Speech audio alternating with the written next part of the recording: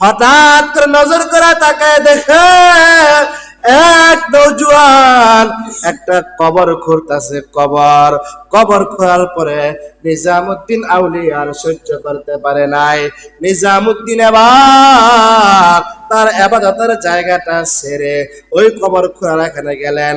নওজোয়ানকে ডাক দিয়া বলেন, ও ভাইজান, আপনি কি করতেছেন? বলে, আমি কবর খুঁড়তেছি। কবর খুঁড়ে কি করবেন?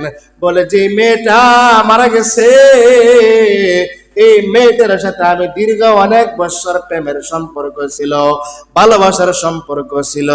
তার আব্বা আম্মা আমার সাথে বিবাহ আবদ্ধের মধ্যে রাজি হয় নাই দেখা সে আত্মহত্যা করেছে, আর তাকে এই জায়গার মধ্যে দাফন করা হয়েছে।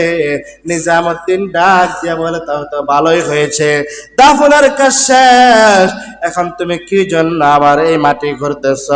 বলে, আমি তাকে দীর্ঘ 1 যুগ পর্যন্ত ভালোবাসতাম, তার সাথে আমি কোনোদিন শারীরিক সম্পর্ক করি নাই। আজকে মৃত মেয়ের সাথে শারীরিক সম্পর্ক কইরা আমি আমার নিজের চাহিদাটা একটু মিটাইতে চাই। নিজামুদ্দিনের মাথা গরম হয়ে গেছে, এবার আর সহ্য করতে পারে নাই। পাশে যা অস্ত্র ছিল ওই অস্ত্র দিয়া ওই নওজোয়ানের কল্লা আলাদা করে দিয়েছে। জোরে বলেন সুবহানাল্লাহ।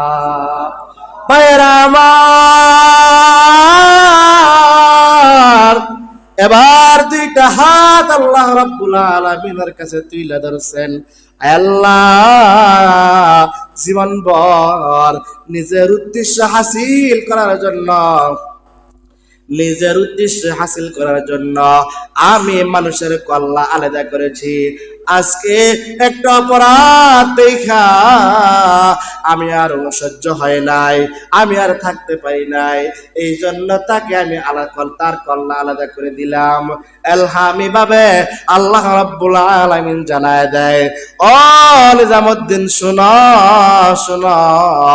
এতদিন যে অপরাধ করেছ, এই অপরাধের কারণে আমি আল্লাহ রাব্বুল আলামিন তোমার উপরে গুসা হইয়াছিলাম, তোমার উপরে অসন্তুষ্ট ছিলাম।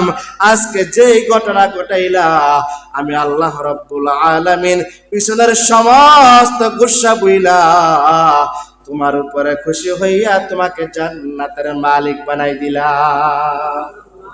আর আসতে কন্যা সুবহানাল্লাহ। ভাইয়েরা আমার, গত 1 সপ্তাহ ধরে দেখতেছি বাউল আবুল সরকার, এই বন্ড বেয়াদব কুলাঙ্গার শয়তান, সে আল্লাহ